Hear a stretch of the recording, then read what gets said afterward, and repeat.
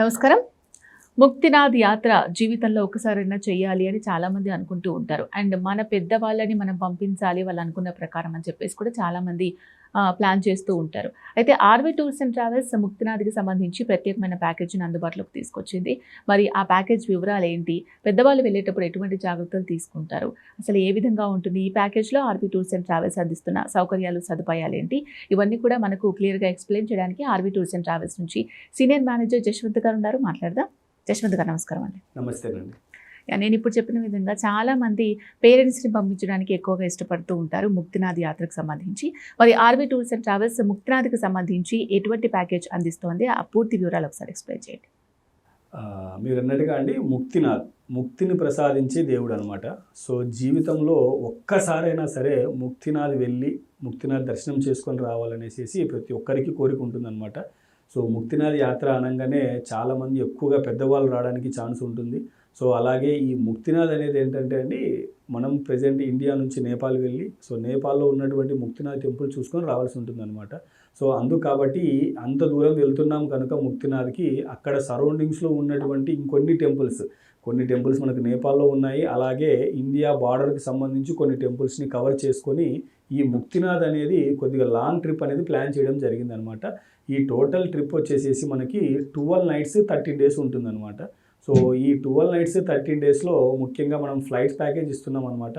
Onward వచ్చేసేసి లక్నో వరకు flight ఇస్తున్నాము, రిటర్న్ వచ్చేసేసి వారణాసి నుంచి ఫ్లైట్ ఇస్తున్నాం అనమాట. సో ఇందులో ప్లేసెస్కి సంబంధించి చూసుకుంటే నైమిషారణ్యము, అయోధ్య, లుంబిని, పోఖ్రా, ముక్తినాథ్, కాఠ్మండు, మనోకామనాదేవి, పశుపతినాథ్, జనక్పూర్, వారణాసి.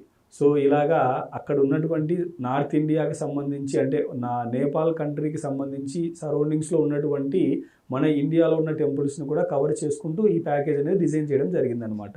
సో క్లయింట్ ఎక్కడి నుంచి ఉన్నా సరే ఫ్లై అనేది మనం ఇస్తున్నాం అనమాట. సో బెంగళూరు నుంచి వెళ్ళాలనుకున్నా, చెన్నై నుంచి వెళ్ళాలనుకున్నా, హైదరాబాద్ నుంచి వెళ్ళాలనుకున్నా అప్ టు లక్నో వరకు మనం ఫ్లైట్ ఇస్తున్నాము.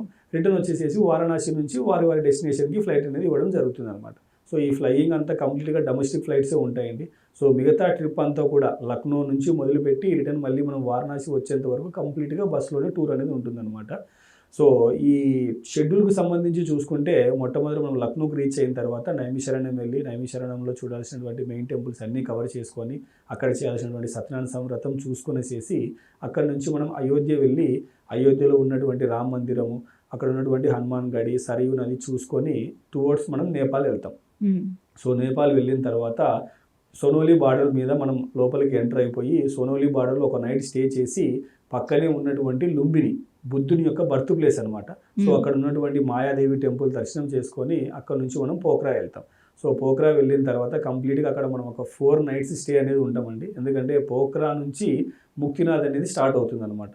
సో మనం పోఖ్రాలో వెళ్ళి అక్కడ స్టే చేసి పోఖ్రాలో చూడాల్సినటువంటి టెంపుల్స్ అక్కడ ఉన్నటువంటి గుప్తేశ్వర్ మహాదేవ్, దేవీస్ ఫాల్స్, అలాగే వారాహి టెంపుల్, ఫేవా లేకు, వింధ్యవాసిని టెంపుల్స్ ఇవన్నీ కూడా ఒక పూర్తి రోజు కేటాయించి అక్కడ ఉన్నటువంటి సైట్ సీయింగ్ టెంపుల్స్ అక్కడ ఉన్నటువంటి టెంపుల్స్ అన్నీ కూడా కవర్ చేయడం జరుగుతుంది.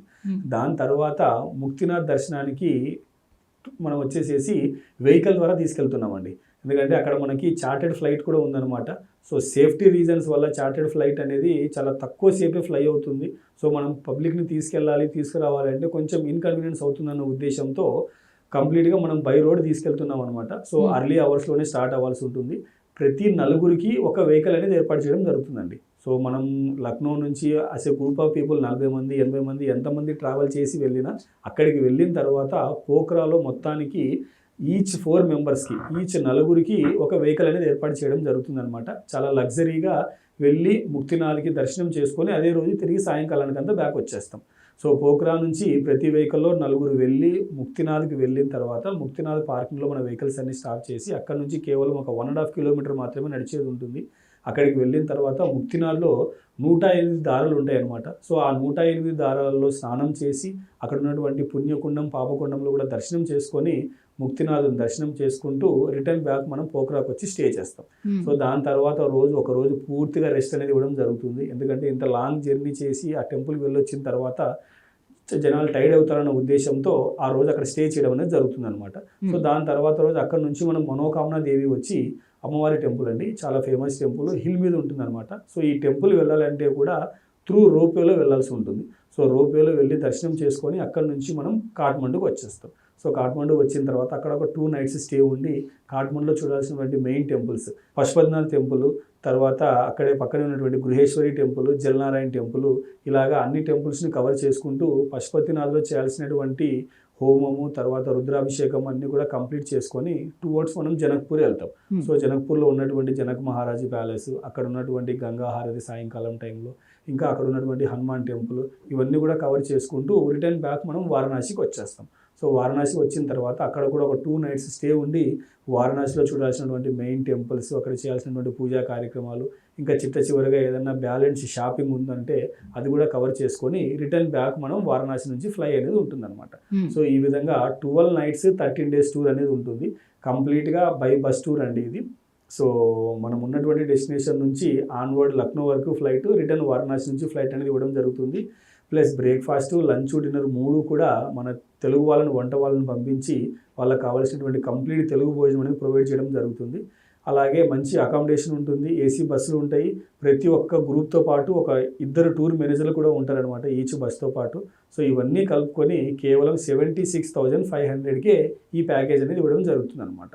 ఓకే. ఇన్ని సదుపాయాలు ఇస్తూ అండ్ మన భోజనం ఇస్తూ స్పెషల్గా టూర్ మేనేజర్ని కూడా పంపిస్తూ ఇంత కేర్ తీసుకొని ముక్తినాథ్ యాత్ర పరిపూర్ణం చేయించగలుగుతున్నారు కాబట్టి ఆర్వి టూర్స్ అండ్ ట్రావెల్స్కి ఇంత మంచి పేరు వచ్చింది. సో ముక్తినాథ్కి సంబంధించి పూర్తి డీటెయిల్స్ ఎక్స్ప్లెయిన్ చేశారు. థ్యాంక్ యూ అండి. Thank you. సో విన్నారు కదా, ఆ ముక్తిని ప్రసాదించే స్వామివారి దర్శనం చేసుకోవాలి, ముక్తినాథ్కి వెళ్ళాలి అనుకున్నట్లయితే వెంటనే స్క్రీన్ మీద కనిపించే నెంబర్స్ కాల్ చేస్తే ముక్తినాథ్ ప్యాకేజీకి సంబంధించి మరికొన్ని డీటెయిల్స్ క్లియర్గా మీకు ఎక్స్ప్లెయిన్ చేస్తారు. అప్పుడు మీరు ట్రిప్ ప్లాన్ చేసుకోవచ్చు. నమస్తే.